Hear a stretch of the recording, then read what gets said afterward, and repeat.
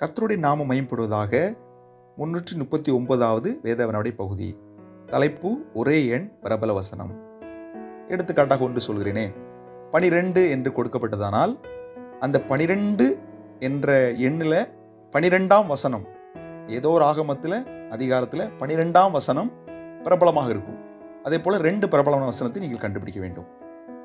இப்போ வெளிப்படுத்தல் 12 பிசாசு கொஞ்ச காலம் மாத்திரம் உண்டென்று அறிந்து அப்படின்னு நம்ம பார்க்கலாம். அதே போல் ரோமர் 12 நம்பிக்கையிலே சந்தோஷமாயிருங்கள் வரும். இப்படி 2 பிரபலமான வசனங்கள். முதலாவது கேள்வி 33. இதற்கான விடை மத்தேயு 6:33. முதலாவது என்னுடைய ராஜ்யத்தை நீதி தேடுங்கள் என்று வரும். நீதிமொழிகள் 1:33. எனக்கு செவி கொடுக்கிறவன் எவனோ அவன் விக்ரமண்டி வாசம் பண்ணி ஆபத்துக்கு பயப்படாமல் அமைதியாக இருப்பான்.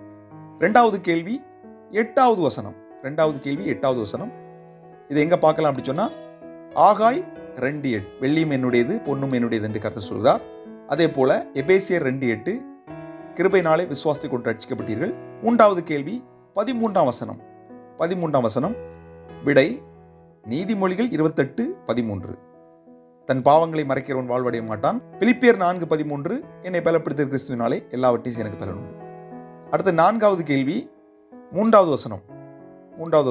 விடை என்னன்னு பார்த்தீங்கன்னா, ஏசாயா 26:3 உம்மை உறுதியை பற்றி கொண்ட மனதுடன்.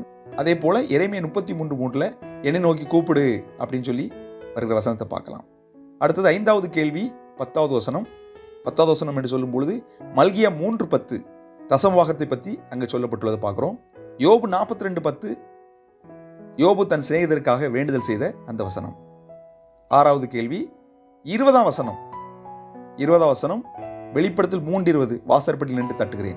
இன்னும் ஏசாயா 8:20 வேதத்தையும் சாட்சியாகத்தை கவனிக்க வேண்டும். 7வது கேள்வி 16வது வசனம்.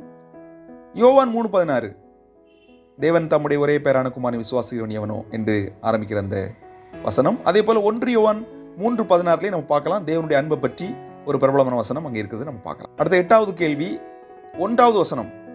பிரசங்கி 12:1 உன் வாலிப பிராயத்தில் உன் சிருஷ்டிகரனே. அடுத்து ஏசாயா 60:1 எழும்பி பிரகாசி உன் ஒளி வந்தது என்று பார்க்கிறோம். 9வது கேள்வி 6 யோவான் 14:6 நானே வழியும் சத்தியம் ஜீவனுமா இருக்கிறேன் என்று ஆண்டு சொன்னது பார்க்கிறோம். அடுத்தது 1 தீமோத்தேயு 6:6 போதும் என்கின்ற மனதுடனே கூடிய தேவபக்தியே மிகுந்த ஆதாயம். கடைசி மற்றும் 10வது கேள்வி 28வது வசனம்.